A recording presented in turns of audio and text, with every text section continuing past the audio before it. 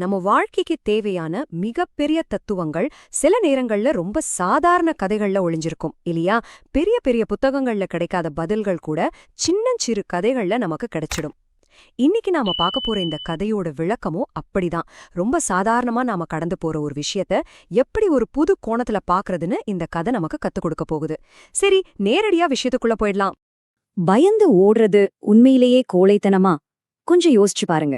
சின்ன வயசுல இருந்தே எதிர்த்து நிக்கிறது தான் தைரியம், பின்வாங்க கூடாது அப்படின்னு தான் நமக்கு சொல்லி கொடுத்திருக்காங்க. ஆனா நம்ம உயிரே ஆபத்துல இருக்கும்போது இந்த ரூல்ஸ் எல்லாம் செட் ஆகுமா? பின்வாங்கிறது எப்போதுமே ஒரு பலவீனம் தானா? நம்ம மூலக்கதை இந்த விஷயத்த எப்படி சுக்குநூறா உடைக்குதுன்னு தான் நாம இப்ப பார்க்க போறோம். ரொம்ப அமைதியான ஒரு காலை பொழுத கற்பனை செஞ்சுக்கோங்க. எந்த ஒரு சலசலப்பும் இல்ல, டென்ஷன் இல்ல.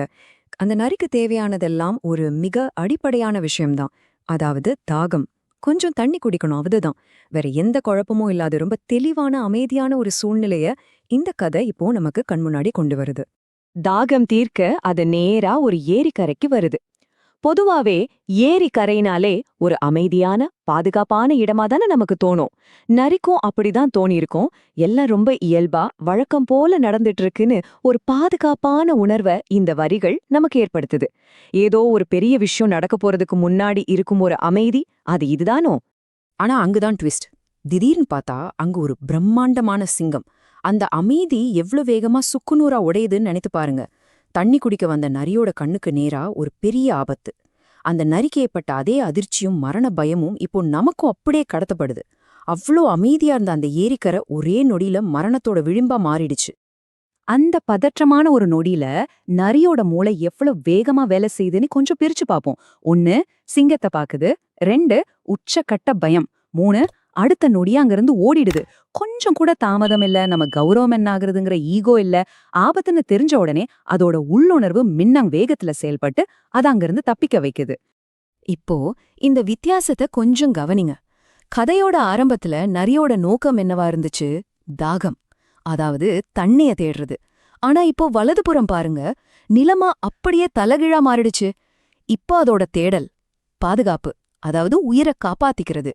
நம்ம முன்னுரிமைகள் ஒரு பெரிய ஆபத்து வரும்போது எப்படி நொடி பொழுதுல ஒட்டுமொத்தமா மாறிடுதுங்கிறதுக்கு இது ஒரு அட்டகாசமான உதாரணம் இல்லையா? இந்த கட்டத்துல தான் கதை அதோட மிக முக்கியமான தத்துவத்தை நம்ம முன்னாடி வைக்குது. ஆபத்தை உணர்ந்து தப்பிப்பது புத்திசாலித்தனம். இது ஒரு மாஸ்டர் ஸ்ட்ரோக். ஆரம்பத்துல நாம ஒரு கேள்வி கேட்டோம், ஞாபகம் இருக்கா? சிங்கத்துக்கிட்ட இருந்து நரி ஓடுனது கோழைத்தனமானு. ஆனா இந்த கதை அதை அப்படி பார்க்கல. வீண் கௌரவத்துக்காக போய் உயிரை விடுறதை விட சூழ்நிலைய புரிஞ்சுக்கிட்டு தப்பிக்கிறது தான் உண்மையான ஞானம்னு இது ஆணித்தரமா சொல்லுது. புத்திசாலித்தனம்னா என்னன்னு ஒரு புது விளக்கத்தை இந்த கதை நமக்கு தருது.